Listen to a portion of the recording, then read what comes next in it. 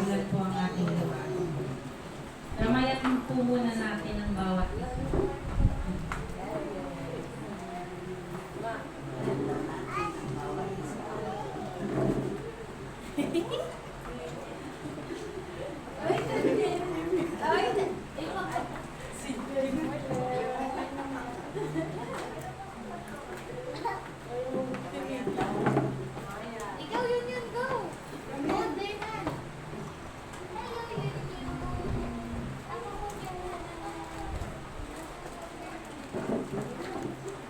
Basahin po natin ang awit 22. Si Yahweh ang ating pastor. Si Yahweh ang aking pastor, hindi ako magkukulang. Pinapahimlay niya ako sa luntiang pastulan at inaakay niya sa tahimik na batisan. Pinapanumbalik ang aking kalakasan at pinapatnumbayan niya sa tamang daan upang aking parangalan ang kanyang kamalan. Sa 4. Dumaan man ako sa madilim na libis na kamatayan, wala akong katatakutan, pagkat ika'y aking kaagapay. Ang tungkod mo at pamalo, aking gabay at sanggalang. Ipinaghahanda mo ako ng salo-salo na nakikita man itong mga kalaban ko. Sa aking ulo, langis ay ibinubuhos, sa aking saro, pagpapalay lubos-lubos. Sa 6. Kabutihan at pag-ibig mo sa aking di magkukulang. Siyang makakasama ko habang ako'y nabubuhay at magpakailanman sa bahay ni Yahweh na nananalig. Tapos sabihin po natin, Amen. Amen. Sige po tayo po ay nananalig. Salamat po Panginoon sa iyong mga salita na ikaw po ang aming pastol, na hindi mo kami papabayaan ni iwan man.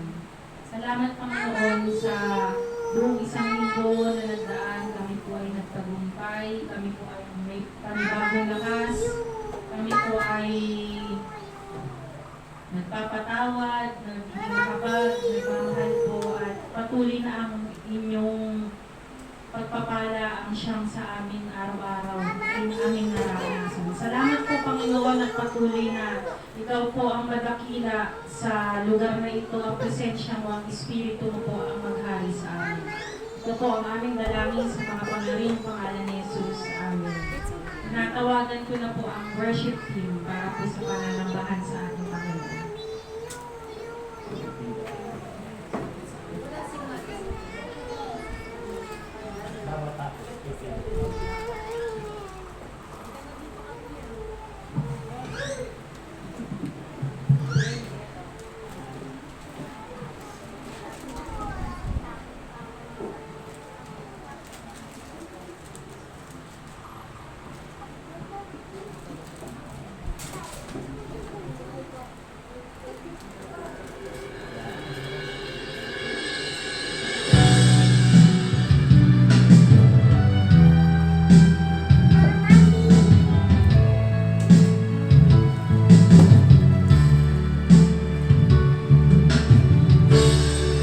Salamat sa iyo,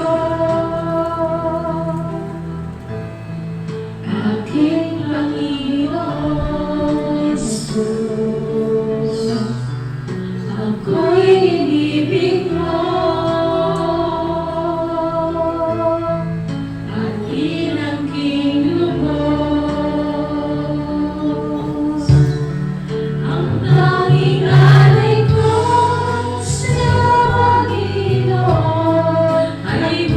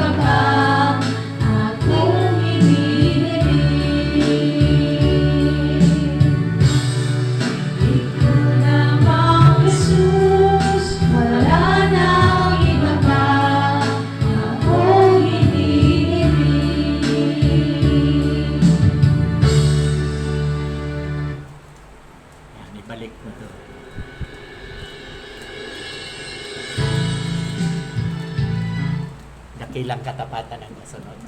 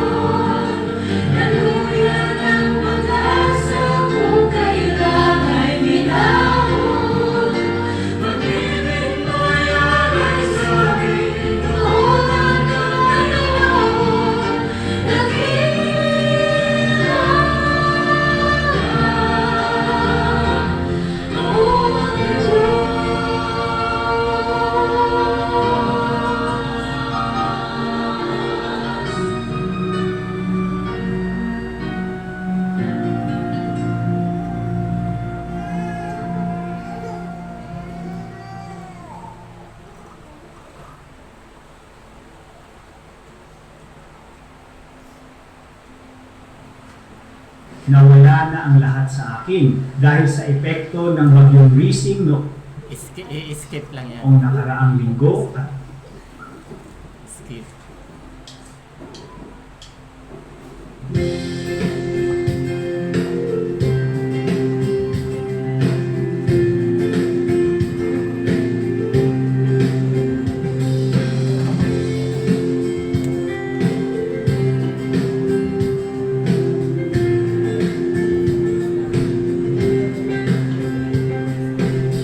Ay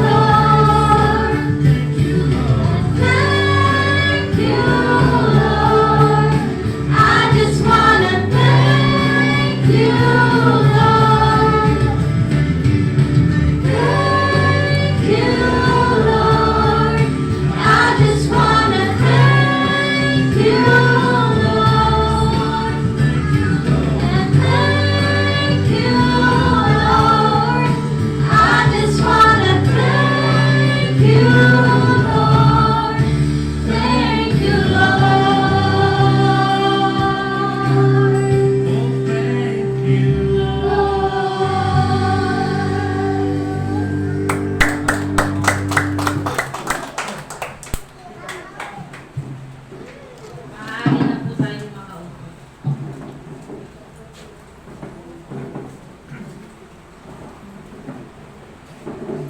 Para po sa pangalawang bahagi po ng ating gawain, tinatawagan ko na po ang ating pastor para magdala po ng mensahe ng ating Panginoon. Palakpakan po natin ang Panginoon. Salamat, Ate Ana. Sa Diyos po ang papuri. Okay, so, alam nyo, habang nanonood ako dyan kanina, nakikinig, ang ganda ng awitin. No? Three sisters. At isang kapitbahay ba? Si Daniela. Ang ganda po. Saka yung sinabi nyo kanina, na mag-aaral kayo, worship team, kayang-kaya po ninyo. No, mayroon po tayong organ sa taas. Mayroon tayong dalawang acoustic guitar. Mayroon tayong electric guitar, bass. So, napakaganda po pag nagkaroon tayo ng worship. Alam po ba ninyo, mabilis lumago ang isang church pag may worship team na kumpleto sa gamit. Mayroon tayong drum. Mayroon tayong drum set. No, kailangan po yan.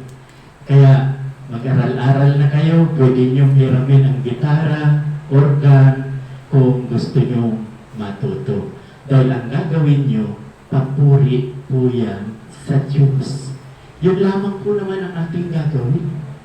Na kaya tayo naririto, no, tuwing linggo, dahil magpupuri tayo sa Diyos, magpapasalamat tayo sa Diyos. Ang mensahe po kanina ni Pastor Dan, halos araw-araw sa kanya, mayroong midweek service tuwing Wednesday, sinabi niya kanina, may Bible study at mayroong prayer meeting every Friday. So, maganda ang kanya kasi ang ilustrasyon niya ganito eh. Kung isang araw lang tayo sa loob ng isang linggo, Monday to Saturday, wala tayong kakaining salita ng Diyos, manlulupay-pay tayo. Ang ating espiritu ay manghihina. Kaya maganda yung topic niya. No? Meron nga akong nagustuhang topic, mamaya sasabihin ko sa inyo. Okay, so, ang ating pong topic sa hapong ito ay famine. Bakit maraming nagugutom? Ano ba talaga ang dahilan? Okay, so nag-start po ako ng 5:30. Magtatapos tayo ng 6:10 or 6:15. No? Kasi nag-umpisa naman tayo 5:15. Kaya adjust. Okay ba? Okay. Okay, so bakit maraming nagugutom sa kasalukuyan? Sa panahon ngayon, walang bukang bibig. Kasi napakamahal ng mga bilihin. Napakamahal ng mga bilihin. Dahil sa mga, isa na nga itong lagi kong sinasabi, doon sa mga makasarili negosyante na tinatawag na greedy. Ang gusto nila, sila lang ang makinabang, makasarili. Sabi nga sa Santiago, ang taong makasarili ay hindi yan nagmula sa itaas. Nagmula yan sa kaaway, sa diablo. Dahil ang nagmula sa itaas, no? Pag-ibig. Yun po ang napakahalaga, mapagmahal. Okay, so, babasahin ko po sa inyo. Nakalimutan ko ilagay na dito. Sandali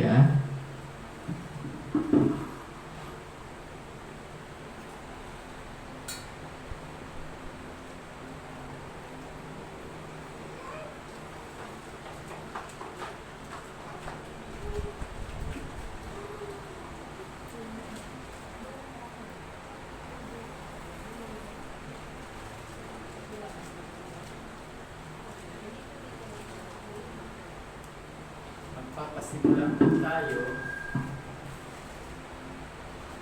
sa Deuteronomy chapter 29 verse 17. Ito po ang mga kadahilanan bakit po maraming naghihirap.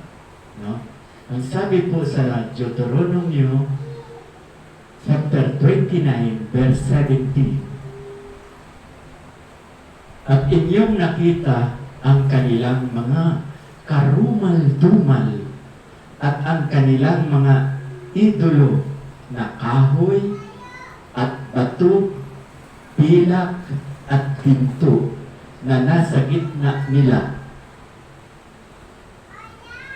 Ito po ang isa sa pinakadahilan bakit naghihirap ang hindi lang Pilipinas.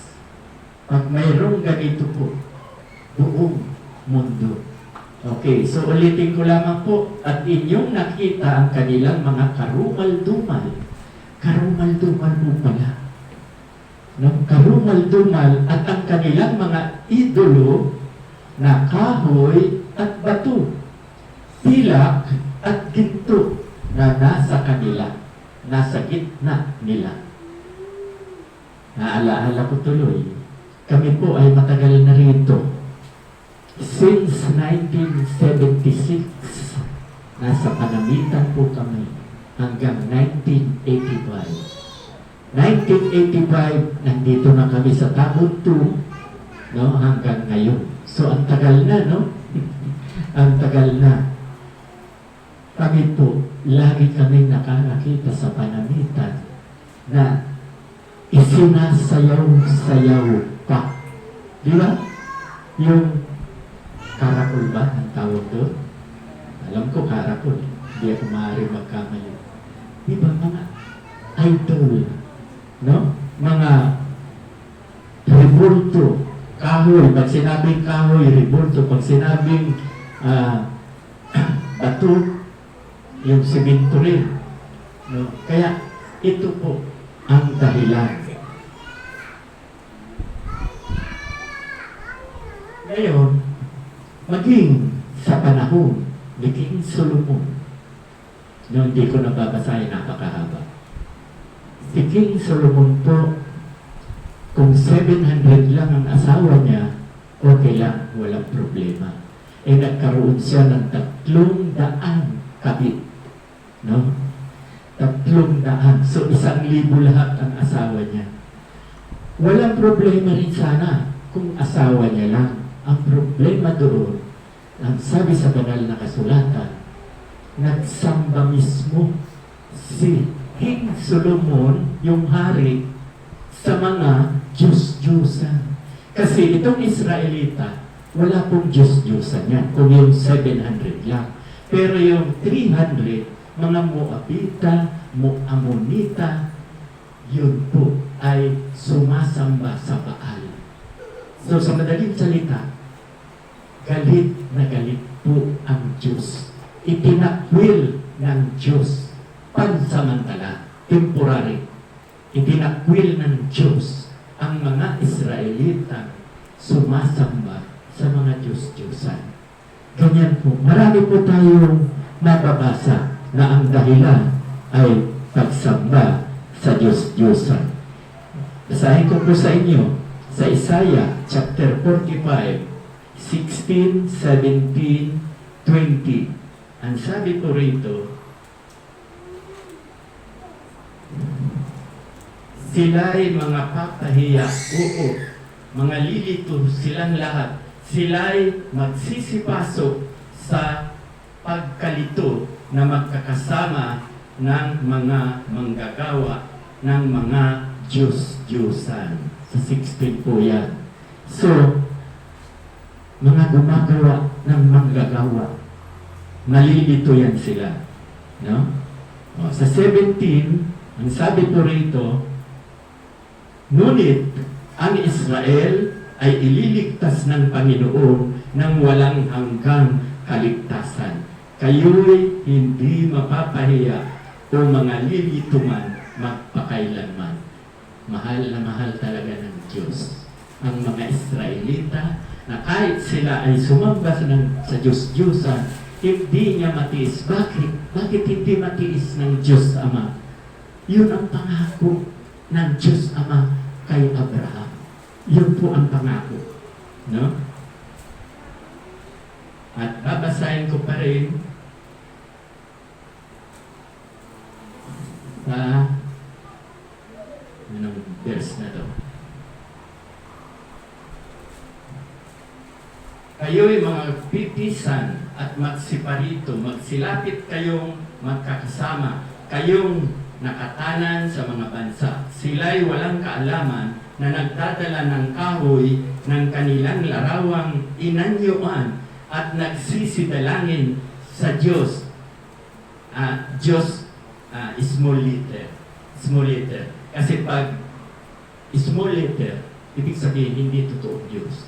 Pag capital letter, totoo. Kaya ito small letter, Diyos, na hindi makapagliligtas. Totoo nga naman, no? Di ba? Ang mga Diyos-Diyosan, hindi ka maililigtas dahil hindi yan totoong Diyos, kaya tinawag na Diyos-Diyosan. Pero, may nababalitaan nga ako noon. Ang sabi-sabi lang naman, yung mga namimiluso po. Sige, sabi niya, punta tayo sa dagat, sakay kayo ng barko. Dala mo ang Bible, ako dala ko itong Diyos-Diyosan na kahoy na mas mataas pa sa akin. Ito yung kahoy. Tingnan natin kung sino ang lulubog. May katwiran, di ba? Yung Bible, pag nabasa, lubog yan. Yung kahoy, lutang sa tubig. Di ba? O, sino ang magliligtas? Siyempre yung kahoy. Pero hindi po yan totoo. Hindi naman yan ililigtas ka yung sarili mong katawan. Pagpalagay na, buhay yung nasa kahoy, namatay yung nasa Bible. Saan tutungo nung namatay sa Bible? Sa langit. Itong nakaligtas temporary. Pansamantala lang yun. Kasi lahat naman tayo mamamatay. Pag namatayan, saan ang tungo? Maliwanag na sinasabi ng banal na kasulatan. Sa impyerno ang tungo sa mga sumasamba sa mga Diyos-Diyosan. Kaya di ba? Hindi lulusot yung piluso ko na maliligtas yung katawan lang.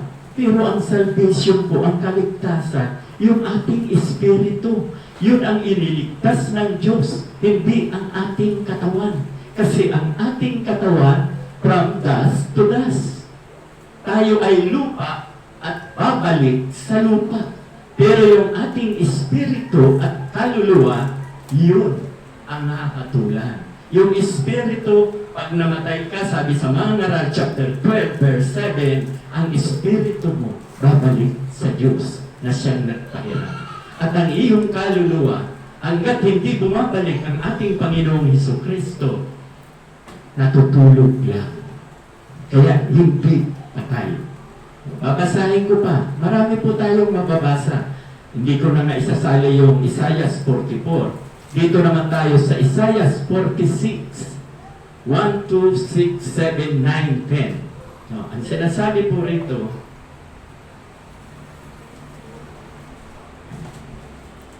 nagpapatira pa sa Nebo ang yumuyukod, ang kanilang mga Diyos-Diyosan ay pasan-pasan. sa ibabaw ng mga hayop, no?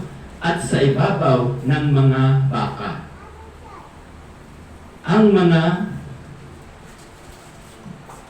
Ang mga bagay na inyong daladalang inililibot ay mabigat na pasan sa pagod na hayop. No, mabuti pala noon, hayop ang nagpapasan. Yung ikunito ko kanina, dito sa akin mismo, sinasayaw-sayaw yan. At nakikita ko nga noon, mayroong lapad, tanduay, habang pinapawisan, umiinom, nagsasaya. So, bakit? Kaya tayo, gutom hanggang ngayon. Maraming nagugutom. Mamaya, babalansehin ko. Mayroong hindi nagugutom. Okay, ang sabi sa 2, sila yumuyukod, sila'y nangapapatira pa. Ano ba patira pa? Luhod na nakatapat. No? Nagpapatira pa. Hindi nila maiwasan ang pasan, kundi sila may napapasok sa pagkabiha. Hindi nila alam na bibilag sila. 6, basahin po natin. Sila'y tumudukot ng maraming ginto sa supot at tumitimbang ng tila sa timbangan. Sila'y nagsisiupa ng panday, ng ginto at kanyang ginagawang Diyos. Sila'y nangagpapatira pa. Oo, sila'y nagsisisamba. O, di ba? Totoo naman yan. Totoo naman. Marami pong church. Di ba? Sino sa inyo rito ang nakapasok na sa Roman Catholic? Nakakita ba kayo doon ng mga rebulto? Di ba? Ang liwaliwanag po. Bakit sila nag-aaral, nagbabasa sila ng Bible, bakit hindi nila ito binabasa? Na nasa ilalim ka ng sumpa, lahat ng aayaw sa Kanya. Exodus chapter 20 verse 5. Lahat ng aayaw sa totoong Diyos at lumipat sa mga Diyos-Diyosan, nasa ilalim ng sumpa up to 3rd, 4th generation. Ibig sabihin, yung anak ko, pangalawang generation, ang apo ko, pangatlong generation, apo ko sa tuhod, pang-apat na henerasyon.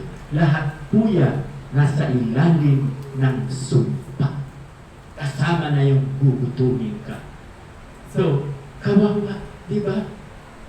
Kaya, mabalat tayo na tayo ngayon, kahit kakaunti pa lang, pero alam ko, palalaguin ni Lord. Kayo ang gagamitin. Kayo ang gagamitin dito sa church na ito. Kaya balang araw, yung mga sasakyan na yan, nasa labas na yan. Alam niyo ba kaninang umaga? Ang bilang ng dalo, 40. Lahat ng sasakyan na yan, wala yan. Nilabas lahat yan. 40 po kami rito kanina. Bakit sasabihin yung 40? Birthday ni Ate Lenny? Alam nyo naman eh. Alam na namin yan eh. Matagal na. Kasi kami noon, di ba? Sino ba sa inyo nakarating sa sila na ang handa ko ay lechon? Nakita sa kamay. Wala na. Wala sa inyo nakarating. No? Ali. Ikaw dito. Ikaw Hindi dito. sila nakasama. Hindi sila kasama. Akala ko hindi ko sasabihin. Utos ng Diyos sa akin. Sinasabi ko lang na totoo. So, ang ibig kong sabihin, kapag may pagkain, marami ang dalo. Pero kung walang pagkain, sa totoo lang, sa umaga, 10 lang hanggang 12. Talo-talo ninyo. Kaya nakikita ko ang pagpapala sa inyong lahat. At nakikita ko na tayo talaga ay palalaguin. Lalago po tayo. Palalaguin po. So bakit? May nakita pa kayo rito Diyos-Diyosan? Wala naman, di ba? Yun po kasi mababasa sa John chapter 4 verse 24. No, ang sabi po doon, God is Spirit. Ang Diyos po ay Espiritu. Sino sa inyo nakakita na ng Espiritu? Asan ka man? Di ba hindi? Mayroon man sasabihin, ay multo. Ang Espiritu po, hindi nakikita. Ang Espiritu. Kaya, God is Spirit. Ang Diyos ay Espiritu. Okay. Nasaan na tayo? 7. Ang sabi po sa 7 ng talatang ito, na 8 na yata. 8. Okay. Ito ang sabi sa 7 nga. Pinapasana niya siya sa balikat. Ginadala nila siya at inilalagay siya sa kanyang dako. At siya ay nakatayo mula sa kanyang dako ay hindi siya makakilos. Totoo naman, di ba? May nakikita na ba kayo rebulto na lumalakad? Na pasayaw-sayaw? Wala naman, di ba? Rebulto, ikaw yan eh. Pero, noong panahon, ginagamit yan. Di ba? Unang-una noon, mayroong Santo Niño na lumuluwa ng dugo. Ang daming nagbigay, ang daming nagpa-pray, ang dami daw gumaling sa sakit, kaya pumupunta doon, nagbibigay, tapos ipinag-pray-pray na mayroon daw himala na nangyayari, na-discovery. Sino nakakaalam sa inyo? Ano ang na-discovery na yung lumuluha ng dugo? Hindi nyo alam?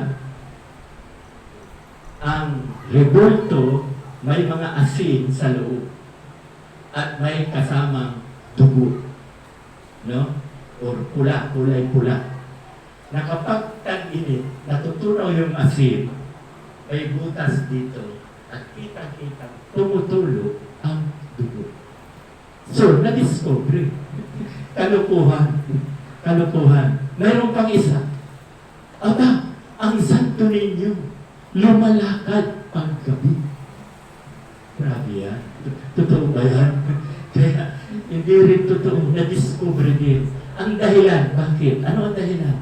Maraming naglilimos. Maraming nag-aabuloy. Dahil himala, lumuluha ng dugo. Ang Santo Niño lumalakad. Subukan nyo. Magkagay kayo sa bahay nyo ng Santo Niño. Tingnan nyo kung lalakad. Hindi. Hindi yan totoo. Pambubula lang yan para mag-abuloy. Yumaman, yung nagpaptumutulo ang dugo. Yumaman. Maraming naluko. Okay. So, saan na tayo? 7. Sa 9.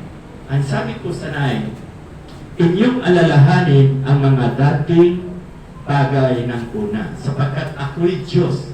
Sasalita ang Diyos, ha? Sapagkat ako'y Diyos at walang iba liban sa akin. Ang sabi ng totoong Diyos, walang ibang Diyos liban sa Kanya. Kaya nga, iisa lang ang Diyos. Hindi 3, hindi 4, hindi 2. O sino sa inyo ang nakakaalam na ang Diyos daw 2? Sino ang nagtuturo? Kaya tayo po ay mag-iingat. Sino? 2 daw ang Diyos. Sikat yan. Patay na. Sino? Si Eli Soriano. 2 po ang Diyos. Ang Ama, Diyos, at si Jesus, Diyos. Kaya ang Diyos, 2. Yan ang pinapaniwalaan niya. Hindi po. Ang Ama at ang Anak na si Jesus ay iisa. Sabi sa John chapter 10, verse 30. Sabi niya, I and my Father are one. So, hindi po 2. Mayroon lang sasabi naman, sabi ni Apollo, no? Tayo raw ng mga Kristiyano, 3 daw ang Diyos natin. Kaya siya, oneness lang siya, ang Ama din lang ang Diyos niya. Okay, tayo daw 3. Bakit? Mayroon daw tayo God the Father, God the Son, and God the Holy Spirit. Hindi, akala nila 3. Di ba lagi kong sinasabi sa inyo, bagamat wala sa Bible ang Trinity, pero nandoon naman sa Mateo 28 verse 19. Di ba ano ang sinasabi doon? Kaya tumayo kayo, gawin yung alagad ko ang lahat ng bansa at bautismuhan ninyo sila sa pangalan ng Ama, Anak, at Espiritu Santo. So, yung tatlo nandoon, pero hindi sila tatlo. Masarap kasi pag pinapawisan. Ayaw ko nang may ventilador. Kaya dito ako. Okay, so ang Diyos po natin hindi tatlo. Eh mayroon pang ibang nagsasabi, mayroon daw 4. Alam niyo na siguro yan. Sino-sino ba yung 4? God the Father, God the Son, God the Holy Spirit, at si Virgin Mary. Sinama nila. Minsan mas mataas pa si Virgin Mary. Punta kayo ng Baguio. Si Virgin Mary nasa magandang church. Hanapin niyo si Jesus nandun sa sulok, malayo. No? Hindi ako naninira, pero yan ang katotohanan. Yan ang katotohanan. The truth will set you free. Sapagkat ang katotohanan ang siyang magpapalaya sa atin. Kaya pag hindi ko ito itinuro, sabi sa akin ni Lord, palagalitan niya ako, papaluin niya ako. Ituro ko ito para maiwasan natin. Kaya maraming naghihirap. Dahil ang Diyos, pag nandyan ka, nasa totoo ka, hindi ka pababayaan. Okay. Meron pa ba rito? Titingnan ko pa. Sa 10. Ang sabi sa verse 10, na nagpapahayag ng wakas mula sa pasimula at mula ng mga unang panahon ng mga bagay na hindi pa nangyayari, na nagsasabi, ang payo ko ay mananayo at gagawin ko ang buong kaligayahan. So, okay. So, meron pa sana akong babasahin na awit at grade 15, kaya lang baka kulangin. Kasi, gusto ko pong i-share yung message kanina umaga. Binasa niya ni Pastor Dan sa Matthew chapter 14, no, verse 17, 18, 19, 20. No. Nung nangangaral si Jesus,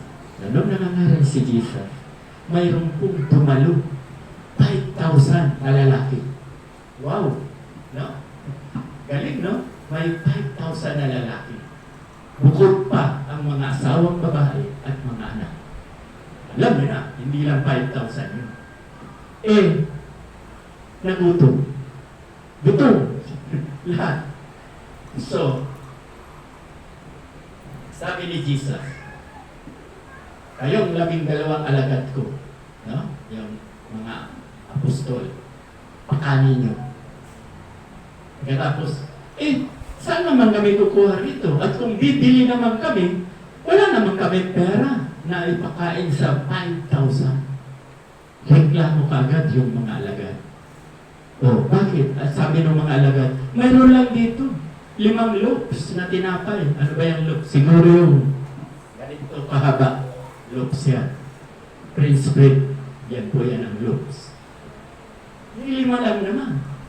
At 2 isda. Sige, mayroon ba niya? Sabi niya, ibigay ninyo sa akin. Di ibinigay kay Jesus. Pinagpasalamat niya, pinagpira-piraso niya, at tumingin siya sa itaas. Ibig sabihin, hinigit niya kay Sama na maghimala. O sige na, pakanin nyo na. Tinawag yung 12 alagad, pinakain. Aba nang nang matapos 5,000, hindi lang 5,000 kasi mga asawa, mga anak, maaring 8,000. Nakakain lahat. O ano ang sabi? May natira pa. Ano ang natira? 12 basket na loaves na bread. 12 yung alagad, tig-iisa sila pag-uwi. Ano ang lesson dito sa mga alagad? Kasi itong mga alagad, walang tiwala sa Diyos. Walang katiwa-tiwala. No? Dapat, pag ganyan, magtiwala tayo. Di ba ang sabi sa Kawikan chapter 3, verse 5, Kayawi ka lamang magtiwala buong puso at lubusan at huwag kang mananangan sa iyong sarili karunungan. So, dapat pala ihingi tayo sa Kanya. No? Ang iniisip kagad nila, hahanap sila ng pera, ilikom sila ng pera para makabili at ibahagi sa mga nagugutom. Hindi po yun. Ang lesson po rito, di ba? Ano ang sabi ni Jesus? Give it to me. Yang lima at dalawang isda, ibigay niyo sa akin. So, kung tayo ay mayroong problema, di ba? Ibigay natin sa Kanya. Huwag nating susuluhin. Di ba? Mababasa po natin sa 1 Corinthians chapter 10, verse 13. Ano po ang sinasabi doon? Lahat ng tao po ay mayroong pagsubok. Ang lahat ng tao ay mayroong pagsubok. Kaya lang, ang sabi niya sa kasunod, mapalad tayo na mga naniniwala sa Kanya, tutulungan niya tayo kung ano man ang problema natin. Ibigay lang natin sa Kanya. Di ba? Ulitin ko lang, lagi na namin itong sinasabi. Para tayong si Sharon Cuneta. Pasan-pasan natin ang daigdig. No? Pag may problema, hindi, turn over kay Lord. Ibigay daw. Give it to me, sabi ni Jesus. Give it to me. Ipinag-pray. Tumingala. Napakain ang almost 8,000 kasama ang mga asawa at mga anak. So, ang itinuturo sa atin dito, kapag may problema po tayo, huwag tayong lumapit sa bumbani. Huwag tayong lumapit kung kani-kanino na nagpapatubo. Huwag na huwag po yan. Kasi, saan daw tayo lalapit? Ang sabi ni Jesus, give it to me, ibigay mo sa akin. Lahat ng pasanin mo, lahat ng problema mo, ibigay mo kay Jesus. Iyan ang masarap tumulong. Hindi ka iiwan, ni pababayaan man. Diba? Saan yan mababasa? Matthew chapter 28, verse 20. Ano ang sabi niya? Subukan niyong humayo kayo. No? Hindi ko kayo iiwan, ni pababayaan man, hanggang sa kahuli-hulihang panahon. Hanggat may buhay ka, hindi ka iiwan. Hanggat tayo ay nabubuhay. Bakit? Sa Diyos tayo nagtitiwala. Hindi tayo doon sa mga 5-6, kahit pakalahati na. Kasi nung panahon, 5-6 talaga. Pero ngayon, dahil kompetensyahan na, 5-6 pa rin, pero 2 buwan. 2 buwan. Kaya parang 10% na lang ang interest. Hindi na 20%. Pero kahit ganun pa man, wala po yan sa Bible. Hahanap ka ng mga Bombay. Wala po yan. Ang sabi niya, lumapit kayo sa akin. Kayong mga napatagal. Tayong mga nahihirapan. Huwag tayo kung kani-kanino lalapit. Minsan, ganito eh. Uunahin yung kaibigan, mangungutang. Uunahin ang kamag-anakan. Uunahin ang magulang. Alam niya, may maraming pera. Kung kani-kanino, lalo na pag may sakit. Pero, sa huli, pag wala na talaga siyang mahiraman, sa kalalapit sa Diyos. Panghuli lang ang Diyos. Di ba priority lagi si God? Yan ang sabi niya sa akin, priority. Sa Kanya agad tayo lumapit. Kaya lang, gagawin mo naman na lagi tayo nagbabasa ng Bible. Diba? Ano ang sinasabi? Sa Joshua 1:8. Ano po ang sinasabi? Huwag niyong kaliligtaan. Basahin ang aklat na yaon. Dili-dilihin mo ito araw at gabi. At higit sa lahat, application. Ipamuhay mo. Ano ang pangako? Ikaw ay giginhawa, no? At victorious. Pagpapalain at magtatagumpay. Yan po. DNA. Di ba? Tatanong uli ako sa inyo. Sino na ang nakabasa ng isang chapter sa Genesis? Taas ang kamay. Isang chapter. Halimbawa, chapter 1. Iba ang verse. Isang chapter. Good. Mayroon ng taas. Napakahalaga po. No? Lagi ko nga sinasabi sa inyo, uulitin ko lang ngayon, nang binasa ko yan, the whole chapter of Genesis, pagdating sa 37 hanggang pinakahuli, namamalayan ko, umiiyak na ako dahil napakasarap basahin yung sa panahon ni Joseph, no? The dreamer. Ang sarap pakinggan. Pwede na siyang maghiganti, hindi pa rin siya naghiganti. Pagmamahal pa rin ang ibinigay niya sa mga kapatid niya, lumapastangan sa kanya na gusto pa nga siyang patayin. At siya'y pinagbili, binenta, Potiphar. Okay, so, ganun po, dapat nagbabasa tayo. Kasi, dinidilihin mo ito araw at gabi. Ikaw ay giginhawa at magtatagumpay. So, ibig ko sabihin, pag giginhawa, hindi ka magugutom. Walang gutom. Giginhawa ka, hindi sinungaling ang Diyos, di ba? Jeremiah 29:11, for I know the plans I have for you, plans to prosper you, and not to harm you, plans to give you hope and a future. Yun po ang bibigyan daw tayo ng pag-asa po and a future and prosperous. Hindi tayo magugutom. Hindi tayo magugutom. Napakaganda po na magpasa tayo lagi. Ito pa ang problema. Diba? Saan na tayo nakataon? Sa mga mauutangan. Sa Bombay, sa iba pa. Na hindi Bombay. Ano ang sabi sa Hebreo? Hebreo chapter 12, verse 2. Fixing your eyes on Jesus, the author and perfecter of faith. Yun ang gusto ng Diyos na ang titingnan natin, siya lang, ituon daw natin ang ating paningin kay Jesucristo na siyang pinanggalingan ng ating pananampalataya. So pag may problema tayo, siya lang ang hahanapin natin. Si Jesus lang. Hindi ka pababayaan. Alam ko, sa grupo nyo, o baka lahat na kayo, pinagpapala na.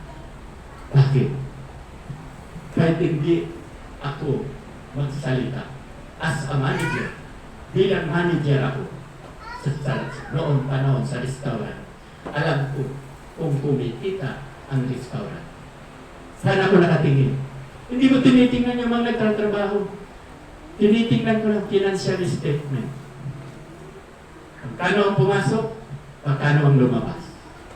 Yun ang tinitingnan ko. Alam ko na walang magnanakaw. Walang magnanakaw. Nakuha niyo ba yung ibig ko sabihin? Kasi, pag ang report sa akin, ang financial report, makikita ko, ito lang ang pumasok.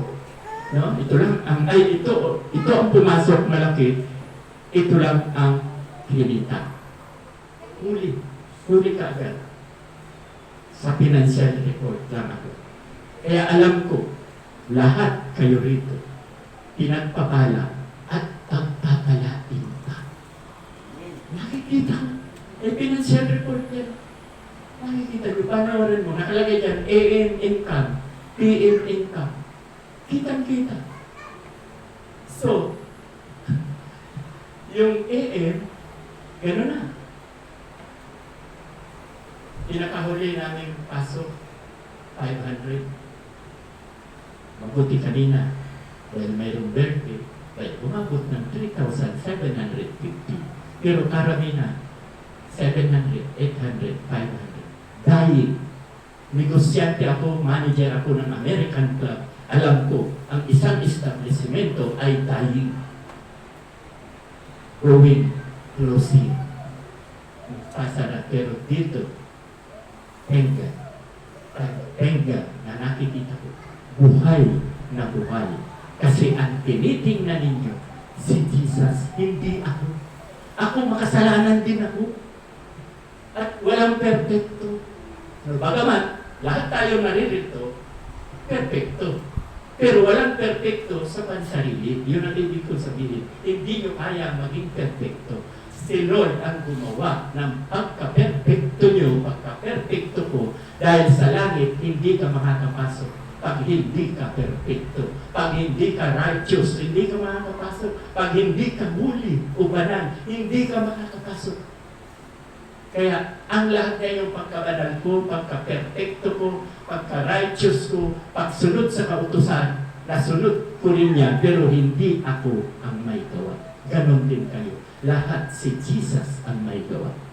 Di ba napakasarap? Kaya thank God, nagpapasalamat ako.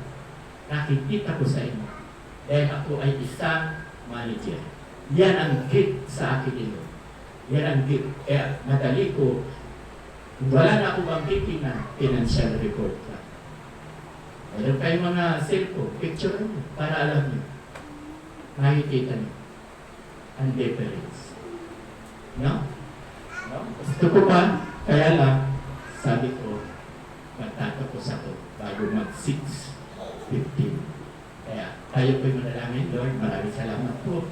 At muli ay tinipon mo kami, upang kami po ay makarinig ng iyong mga salita at higit po sa lahat ang pagmamahal ninyo po sa bawat isa sa amin. Ito ang dalangin na binibigay ko po ang kapurihan sa pangalan ni Jesus na aming tagapagligtas. Amen at amen. Ang sabi ba sa ating anak? Si Ana? Si Ana po, Jimboy Pasay.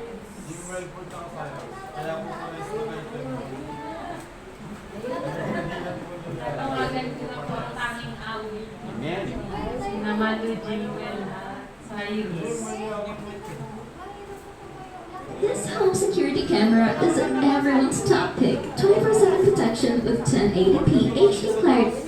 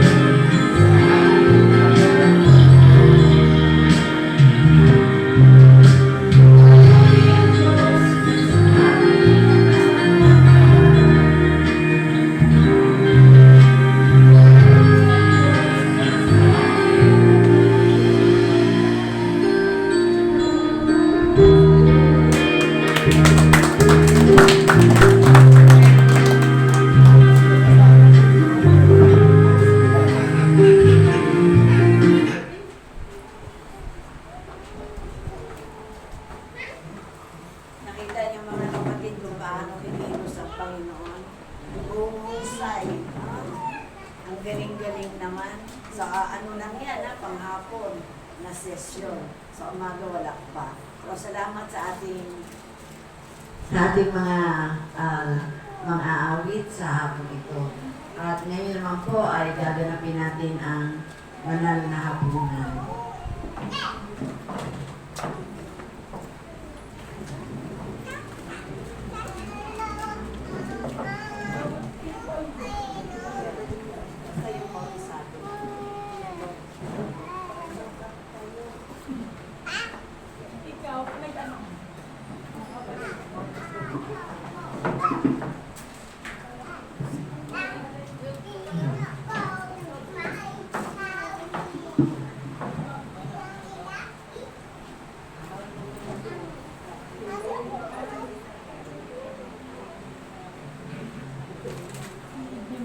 Habang pinamimigay na po, dinidistribute, may babasahin po ako. Kaya't ang sino mang kumakain ng tinapay at umiinom sa kupa ng Panginoon sa paraang di nararapat ay nagkakasala sa katawan at dugo ng Panginoon. Kaya't siyasatin ng tao ang kanyang sarili bago siya kumain ng tinapay at uminom sa kupa. Sapagkat ang sino mang kumakain at umiinom ng hindi kinikilala ang kahalagahan ng katawan ng Panginoon ay kumakain at umiinom ng kahatulan labas sa kanyang sarili.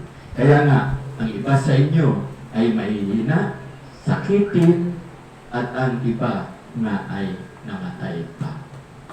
Okay, so sabay-sabay lamang po sa tinapay sasabihin ko sa inyo mamaya.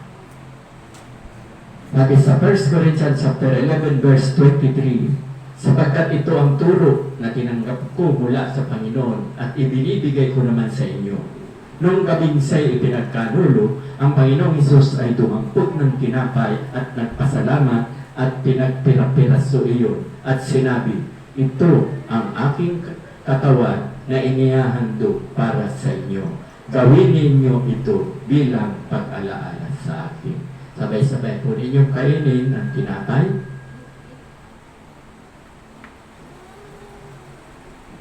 Matapos magapunan, dumampot din siya ng kupa at sinabi, ang kupang ito ang bagong tipan na pinagtitibay ng aking dugo. Tuwing iinumin ninyo ito, gawin ninyo ito bilang pag-alaala sa akin. Sabay-sabay po ninyong inumin. Ngayon naman po, mananalangin ang ating may bahay. Dakilang Diyos, salamat sa hapon ito na patuloy ka po namin inaalaala sa pamamagitan ng pagganap namin ng banal na hapunan. Salamat o Diyos dahil sa pagkabayubay mo sa krus ng Kalbaryo, kami po ay nagkaroon ng kalayaan. Kalayaan mula sa kasalanan, mula sa kamatayan, Panginoon. Salamat po Diyos sa mga sangkap na ginamit. Paspasan mo po ito, Panginoon, at maging mapisa ito sa aming mga katawan. Thank you po sa bawat isa sa amin. Nawa o Diyos, patuloy mo po ipaalaala sa amin ang kahalagahan ng pag-alaala sa iyo, ang pagganap ng banal na hapunan. In Jesus' name we pray. Amen.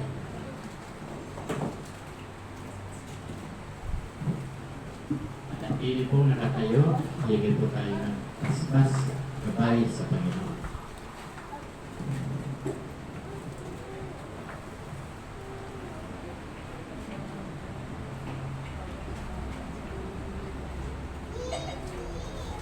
Lord, maraming salamat po at muli ay tinipon mo kami sa takong ito upang kami po ay sama-samang magpuri, magpasalamat at sambahin ka po namin sa Espiritu at katotohanan.